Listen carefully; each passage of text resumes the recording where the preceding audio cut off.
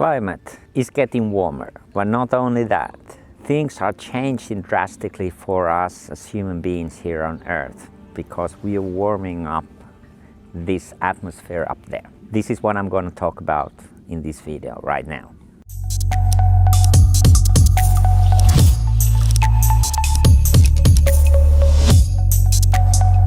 I'm Marco Villenius, your traveling futurist. Now, a couple of days ago, the IPCC, the Intergovernmental Panel on Climate Change, came up with the newest report that talks about what is the future of the planet when we think about the growing carbon emissions here on Earth. The point is this, that what the scientists have found and pulled together after years of research is that the climate is actually changing much faster than we thought, which means that the measures that we are currently doing is simply not at all enough to curb the harmful impact on climate change. And this report, released by IPCC, is the first report that actually goes into the very details. What are those likely impacts that this changing climate will have on human communities?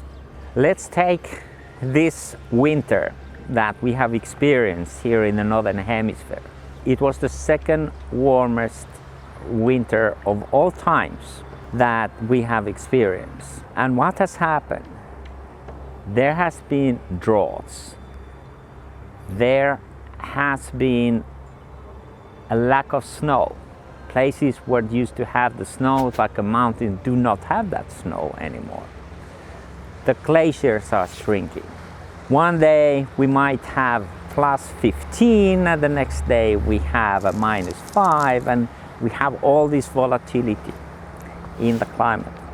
And now, when we are projecting about the future, there is this international consensus that we should keep the level of warming from pre-industrial times to 1.5 average degree of Celsius.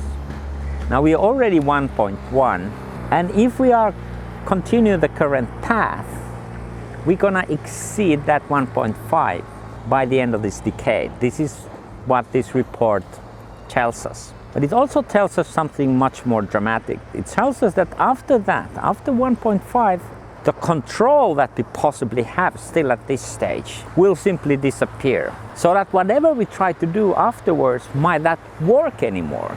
So that the escalation is going to happen in such a way that even if we start furiously cut our emissions and sequestrate carbon back to the soil, back to the forest, we cannot reverse what we are doing. And that's the most worrying aspect of this. Because now we have governments that have promised to become carbon neutral in 2050 or 60. For instance, US and China talks about 2060. My Lord, we never have time to wait that long. That comes pretty clear.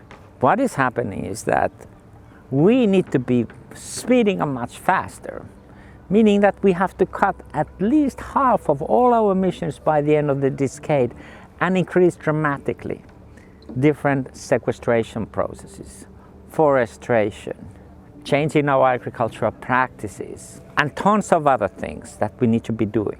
In our world, we are mostly talking about other issues, our economic problems, wars, other types of stuff, global geopolitics and its problems and so forth.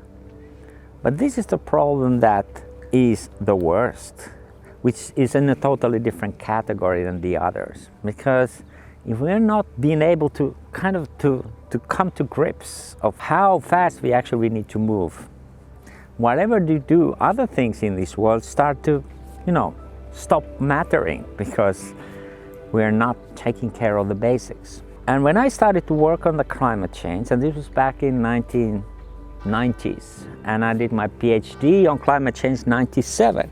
In those days, the climate change was still a little bit like a distant issue, more dedicated through the physics and the scientists who made the abstract models and calculations, but we couldn't actually see and feel it so much in our everyday environment, in our climate that we're experiencing. But today is very different.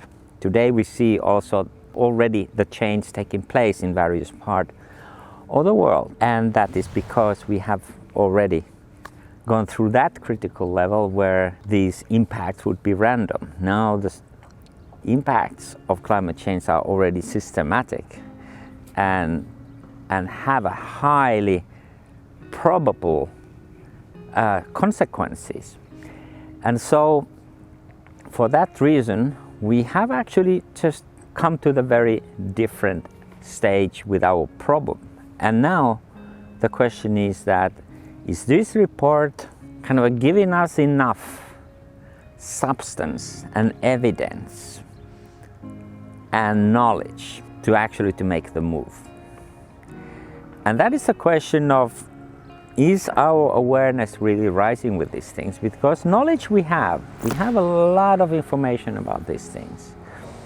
And our intellect is, so to say, accepting these things. But if our consciousness doesn't arrive on the stage where we really start to see that, wow, now it's really time to move as countries, as communities, and as individuals, but particularly as a global community, then in spite of all this information, we just don't simply act. So what we need to be doing here is that we need to see that this is the time that we need to sort of seize the moment, put our other problems aside, and focus on our efforts to actually to lead ourselves into the world which is not excessively using that carbon as a source for energy, source for material. As much as carbon is a good thing, but carbon dioxide in the air, leave alone methane, which is even more important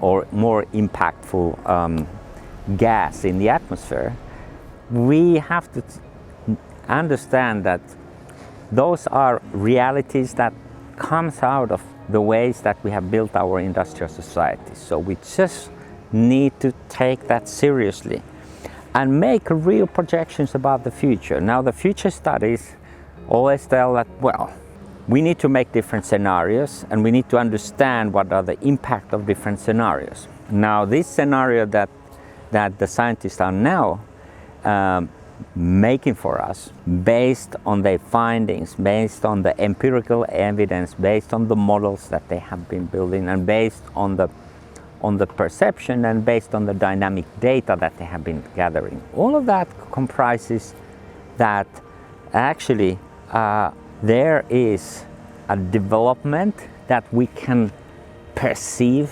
This is a manuscript towards the future. That is a very dire manuscript. And then there are other manuscripts that we can also start to build, but in order to live through those type of scenarios, we need to do something. So it's about the decision making ultimately, and taking the evidence that we have to arrive conclusions that, as much as we want to just go smooth on and enjoy the fruits of the industrial way of living and production in the ways that we have done in the past, it just doesn't work for the future. So, and the point here is this, what many people don't understand is that when you start to move this complex system towards direction that is not anymore direction that it had in the past, but it is kind of a renewed direction. This time direction is to get out of this fossil fuel based energy systems of our world, get out of this type of sectors in the society that are using excessively carbon intensive fuels.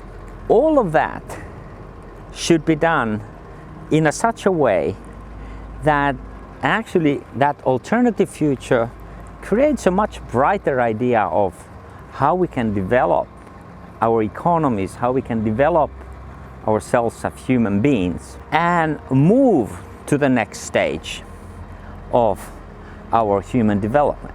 So, concluding, climate change is here and now. We have this decade to change our ways of dealing with the carbon, and only this decade. The next decade will be too late. So we need to start cutting severely those emissions, and we need to start also those activities that sequestrate more carbon to the ground. Only then we will survive here as species.